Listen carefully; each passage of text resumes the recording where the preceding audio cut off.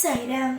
என் அன்பு செல்லுமே, என்னுடைய அழகான தங்கமே, உன்னுடைய மனநிலைமையை யாருமே புரிந்து கொள்ளவில்லை. அப்படி புரிந்து கொள்பவர்கள் யாராக இருந்தாலும் கொஞ்ச நாள் தான். எதுவாக இருந்தாலும் உன்னிடம் சரி சரி சரி என்று சொல்வார்கள். நீயும் நம்முடைய கருத்துக்களை எல்லாம் எடுத்துக்கொள்கிறார்களோ என்று நினைத்து கொண்டு அவர்களை அதிகமாக நம்ப ஆரம்பித்தார். ஆனால் அப்புறம்தான் தெரிந்தது, யாருமே உன்னை நம்பவே இல்லை. எல்லா விஷயத்திலேயும் உன்னை எப்பொழுதுமே ஏதாவது ஒரு விஷயத்தை குறை கூறிக்கொண்டுதான் இருக்கிறார்கள் என்பதை நீ அப்புறம்தான் புரிந்தே கொண்டாய். உன்னுடைய மனநிலைமையில் யார் இருந்தாலும் உடைந்து போய்விடுவார்கள். ஏன் தெரியுமா? நல்லவர்கள் என்று நம்பியவர்கள் எல்லாம் உன்னை ஏமாற்றினார்கள். அதே போல இவர்கள் எல்லாம் கெட்டவர்கள் தான், இவர்கள் எல்லாம் நல்லதே செய்ய மாட்டார்களோ என்று நினைத்தவர்கள் எல்லாம் உனக்கு ஏதோ ஒரு விதத்தில் உதவிதான் செய்தார்கள். அதனால் இப்பொழுது நீ என்ன தெரியுமா நிலைமையில் இருக்கிறாய்? யாரை நம்புவது, என்ன விஷயம் செய்வது என்று ஒரு விஷயம் கூட புரியாமல் தவிக்கிறாய். இதுதான் உன்னுடைய இப்பொழுது இருக்கும் நிலைமை. ஆனால் எல்லாரையுமே சந்தேக பார்வையோடும் எல்லாரையுமே ஒரு பார்வையோடும் பார்த்த நீ இப்பொழுது என்ன தெரியுமா செய்கிறாய்? உன் கூடவே ஒருவன், நண்பன் என்று ஒருவனை வைத்துக்கொண்டு எப்ப பார்த்தாலும் அவனுடைய பேசுகிறாய், அவனுடைய வெளியே போகிறாய். எல்லாம் அந்த பெண்ணானவள் உனக்கு எவ்வளவு பெரிய துரோகி தெரியுமா? நீ கூடிய சீக்கிரத்தில் புரிந்து கொள்வாய். நீ யாரை நம்பி ஒவ்வொரு காரியத்திலேயும் இறங்குகிறாயோ அவர்தான் உனக்கு மிகப்பெரிய எதிரியாகவே மாறப்போகிறார். எதிர்பார்த்த விஷயங்கள் அவரால் நடக்குமோ என்று நினைத்து கொண்டு இருக்கிறார். ஆனால் கண்டிப்பாக நீ ஒரு விஷயத்தை தெரிந்து கொள்ள வேண்டும். உன்னுடைய வாழ்க்கையை கெடுக்கப் போவதே உன்னோடு நண்பன் என்று பேசிக்கொண்டு பழகிக்கொண்டு இருப்பவன் தான். எதிர்பார்த்த விஷயங்கள் நடக்காத பொழுது யாராவது ஒருவர் ஆறுதலாக நடந்துவிடும், எல்லாம் சரியாகிவிடும் என்று பேசினால் அந்த நபரை நம்பி விடுகிறீர்கள். ஆனால் அந்த நபர் மோசமான ஆளாக இருப்பது உங்களுக்கு போக போகத்தான் தெரிகிறது. அதே போலத்தான் இப்பொழுது உன்னுடைய நிலைமையானது. உன் கண்ணுக்கு நேராக நண்பன் போல பழகுகிறான். ஆனால் பார், அடுத்தடுத்து அவனுடைய வேலையை காட்டுகிறான். என்ன சொல்ல வருகிறேன் என்பது புரிகிறதா? உனக்கு முன்னால் நல்லவன் போல நடிக்கிறான், உனக்கு பின் அப்படியே உன்னுடைய வாழ்க்கையை கெடுப்பது போலவே ஆக்குகிறான். எந்த ஒரு நிமிஷத்திலேயும் அவனை மட்டும் நம்பிவிடாது. அவனை நீ நம்பினால் உன்னுடைய வாழ்க்கையை அவர் காலி செய்வதுதான் அவன் முதல் எண்ணம். முதலில் ஒன்று தெரிந்து கொள், நண்பனோ இல்லை உறவோ யார் எது சொன்னாலும் ஒரு யோசனையாக மட்டும் எடுத்துக்கொள். அதையே அப்படியே செய்கையாக கொண்டு வந்து விடாது. அப்படி நீ கொண்டு வரும் பொழுது அது நிச்சயமாக உனக்கான ஒரு நல்ல முடிவாக இருக்காது. உன்னுடைய வாழ்க்கையின் முறையோ வேறு மாதிரியானது, அடுத்தவர்கள் சொல்லும் விதமோ அது வேறு மாதிரியானது. அவர்களுடைய வாழ்க்கையை வைத்தேதான் அவர்கள் சொல்வார்கள். அதை நீ முதலில் தெரிந்து கொள்.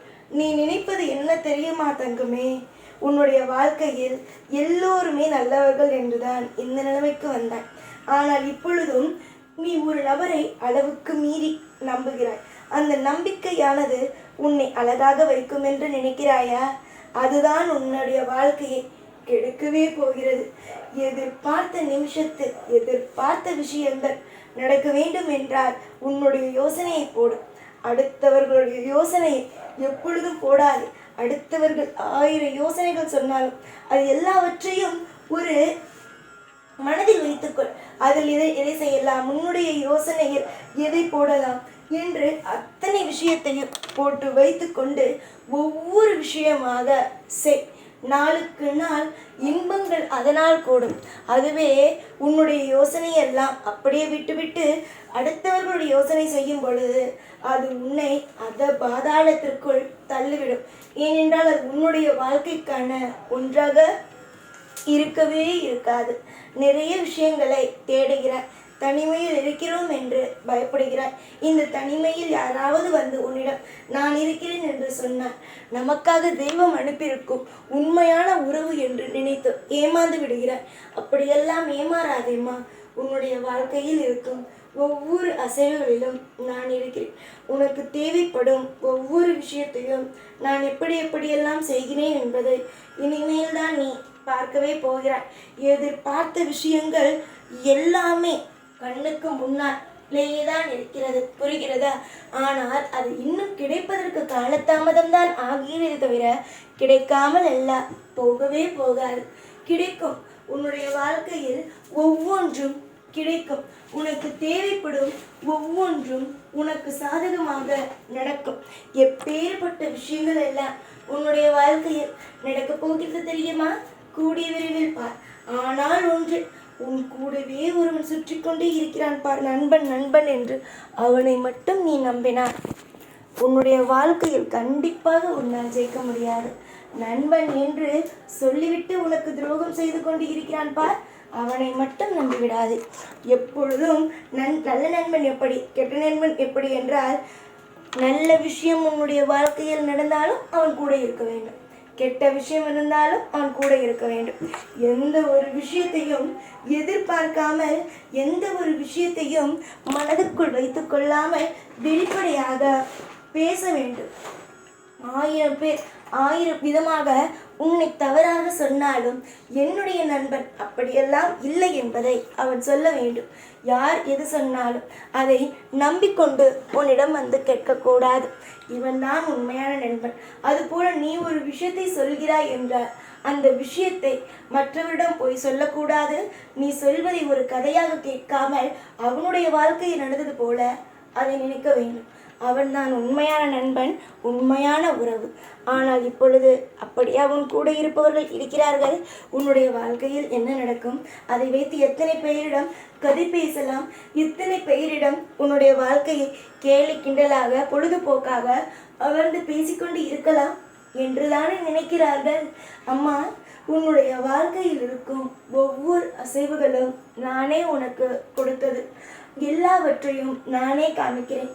யார் நல்லவர்கள், யார் கெட்டவர்கள், எந்த விஷயத்தை செய்கிறார்கள், எந்த விஷயத்தை உனக்கு எதிராக செய்கிறார்கள், அனைத்தையும் காட்டுகிறேன்.